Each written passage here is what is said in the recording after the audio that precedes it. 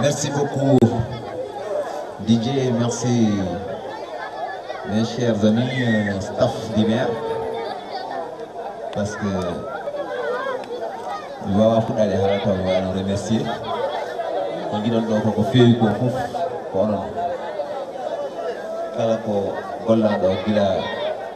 21 jours au staff, parce que c'est fait une coordination. Je vais débuter en les remerciant et terminer en les remerciant. Assalamu alaikum, commune Bala. Je ne vais pas citer de village, je vais citer Ouro. Parce que je vais citer Ouro, c'est particulier. La commune Bala Biami. Mais salmini kala responsable APR Benno Boko Yakar, Bondo O et John de Hande. Kaldami koye ɓernde musde seeɗa par ce que wetar nde ganda to nde haali e ɓerdam par ce que hannde Benno Bokko Yakar mouvance présidentielle APR commune Bala hollori une fois de plus sa force, la force du parti au pouvoir dans la commune de Bala, elle est là. On est là et on reste vivant. Ceux qui croient que le parti ne vit pas, ils se trompent. C'est très clair. La victoire, elle est claire ici, elle est très claire. Politique non. Combien toujours quand on parle de des fous. Au Halatan. Toujours au Halatan. Jamma ko haala ñawon ko haala nder haala henon ene wawi yodde ene wawi wadde yodde mais enen jolnen tan ko ɗum mbiyami toujours enen bangue men yo yooda rek par ce que toujours sa yonni après a darta ko yesna ɗo kersa jomum hande ko président men Macky Sall yiɗi deuxième mandat. Macky Sall, il a demandé le Sénégal en 2012. Le Sénégal a eu confiance et Mako. Avec 65% au deuxième tour, on va élire le président Sénégal né après les indépendances. En 2012, Sénégal Hébi, des résidents au palais 100% sénégalais. D'abord sénégalais, Gorko sénégalais. Première dame au sénégalais. Donc, Macky est un petit nangoudémon sur beaucoup de critères. Pourquoi? Parce que Macky Sall, on vient au Poulo, on vient au Halplar. Mais son vieilli, on a une histoire, on a un matin, et tout le temps, on dit Halplar. Mais Macky, au Djibina, au Serrabe, au Djibi culture serre, comme dans le monde populaire. Mais il y a beaucoup d'années à Tawat Macky on a Halplar. Les gens se trompent des fois à dire qu'on est dans le bandum. Macky hande ko serrabe uyide Macky e halplaren. Hanon histoire Macky seda. O wana morom adversaire du mako politique. Edo wiyabe do be au candidat à l'élection présidentielle. Macky on jogi parcours très clair.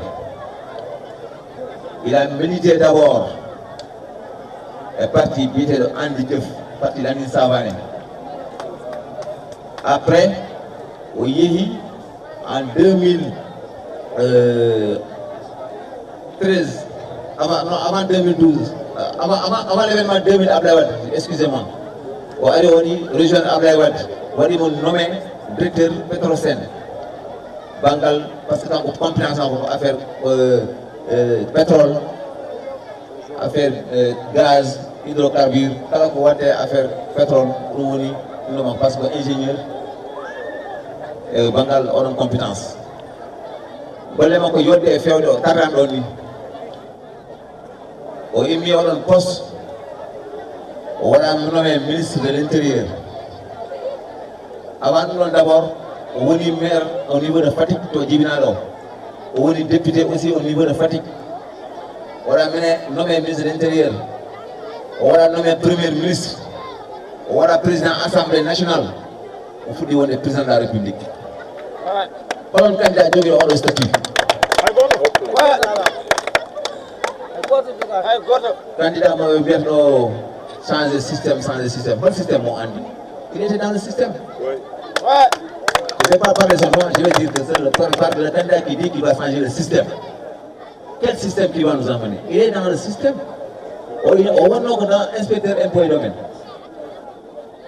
On est le système, on dit 94 milliards. On va nous justifier. On va nous localiser. On va nous justifier. On est ce qu'on a dit parce qu'on a adversaire Macky Sall.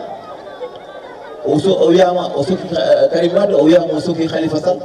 Nous avons un bon. On doit s'occuper. Même comme les maires. Comme le Khalifa Sall.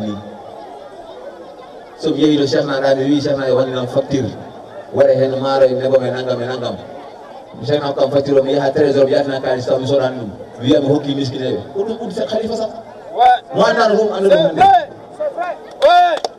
ya Karim Wade kam on ko Sénégal yi non nangue parce que kampo do Bamako yi mo tolone c'était le plus beau 4 ministères ko ko dum gérer ani ko ne gandi so nangam bi ko politique wati haji mo ko ay ben haji mo ko woni ko Sénégal dew ari dew wat ngeen présenté ko wité yoonu yokkute ko le premier programme en 2012 de indi yoonu yokkute wata yoonu yokkute ne wada fin sédam wadi créé ko wité plan Sénégal émergent.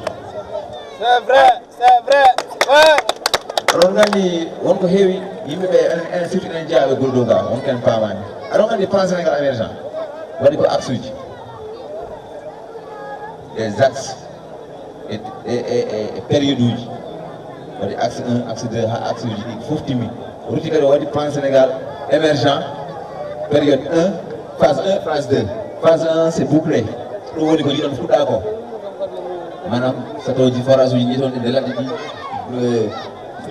laabi di réseau di ha courant uji di kala ko jina hande gurdo he dum non ko premier axe parce que plan Sénégal et PUDC au rendi sauf qu'on a programme de piment, il y a beaucoup de Promoville, il y a plein de programmes. C'est bien quand on a des Macky Sall est lady, or et Django et Bawa Gaïnou.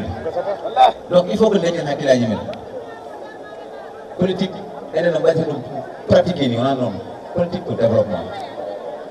Une politique, moi, diminuer document. Mais on a des politiques pour lui donner une happy person ou une fin horrible. Non, c'est pas ça. Maintenant, nous imminent un employment. Macky en 2008, nous avons été à Dakar, de l'art vis-à-vis de France. C'était un soir, je me rappelle ça. Il y a un monde qui a été Diwan Goudirido. Il y a un monde qui Macky Sall. Il y a un monde qui a j'étais à Dakar ce jour-là. Donc, petit mou, il y a 21h. Il y a des gens qui ont recevoir salle à Mermoz, Sacré-Cœur. C'est vrai. Donc, on a recevoir salle 11 jours, on va venir responsable du département Goudiri et du département Bakel. Pour renoncer à mon voyage, je vais soutenir à Macky Sall pour faire tomber à Abdoulaye Wade. Alors, on va une victoire. On est à l'heure du bilan. Le bilan, il est là, très clair. Ça y est, Touba, c'est clair, il a Touba dans ton. Ça y est, Tiawan, on dit qu'on va la donner. Et surtout, Paris de Madina Gounas. Pourquoi on va la Madina Gounas? Donc, à la caca, heavy, Tchawo, Outi. On a une solution. Le 24, son pini. On est gagné parce que c'est clair. On est bien comme ça. Quand c'est des hakaron, Kouchenave, Tcharnave, Bara, tout le monde. Nangon lawol école ñam ci non wala da ngeen xéñ neex ngeen solo bu rafet bu neex ngeen di dox di romb bojo yi non la leen tuddé da nga leen romb ci mbédé mi xam nga bojo yi non la ngeen dooré da ngay xéñ neex dugg sa auto bu rafet nga ñew romb ko bu lay gis xolam di buji xol bi bojo mo wayté mais nak kalto ko on a handi woni haala mum yalla tawnu en c'est en mois de novembre kon den weli haalde ɓe gañani Macky Sall ɓe gañani APR wajo e yimoɗo woni maire o wajo ko ala adunomo ɗo e confiance population bala commune Et alhamdulillah, la population de la commune de Bala, elle est là. Elle est là. Depuis 2012 à nos jours, chaque année, l'électorat de la paix au niveau de la commune de Bala n'a pas baissé. Elle monte. Et je sais aujourd'hui, une fois de plus encore, ça va remonter encore. Donc vraiment, au fond, mais c'est important pour aller retirer vos cartes. Parce qu'on ne peut pas aller en guerre sans armes. Notre arme, c'est notre carte. Si on va retirer les cartes du monde, on a dit on a spécimen. On a dit on a dit on a dit on dit il faut ngandi ton ko o tan toglo son yehi e bureau de vote ko de carte joyi ko tionde kanji joyi fof parce que ko loi o wirno e ton oɗo o mawnani nannomo e nder enveloppe he so naati suudu secret ni nannomo e enveloppe he mbawon ngol ɗon enveloppe hoto to kole enveloppe nak faut pas coller l'enveloppe mu ɗon enveloppe ngaram mbaɗa ɗum glissé e nder urne he ça c'est un devoir de chaque citoyen parce que auto wi min ça me concerne pas, ça nous concerne nous tous. On est jogo carte mo wi ah politicien non non non on est jeune, on est femme, on est vieux, on est sage, allez-y votez et gagnez. Écraser ces adversaires-là, ces soi-disant adversaires. Ils ne veulent rien dans ce pays. Ils ne veulent rien. Quant à Idrissa Seck, il a été ici. Quant à Pire, je ne parle pas de Pire parce que souvent il a dit parce qu'on a un bon petit Pire. Bon, on ne peut pas donner un pays à des religieux. Sénégal, c'est un pays laïque. Voilà, je respecte bien M. Sall Issa, mais on est désolé. On aime bien le tariqa Tijaniya parce qu'on est Tijan, mais on ne peut pas leur donner le pays. Moi, je dis que moi, c'est le comédien de la campagne. C'est lui notre comédien. Puis, donc, moi, c'est une fille de quoi. Waouh, c'est une charité. Quant à l'autre, je l'estime un peu quoi, parce que j'ai un frère qui a le nom Sonko. C'est pour cela que je ne veux pas parler trop Sonko quoi. Il est à côté de moi. Voilà.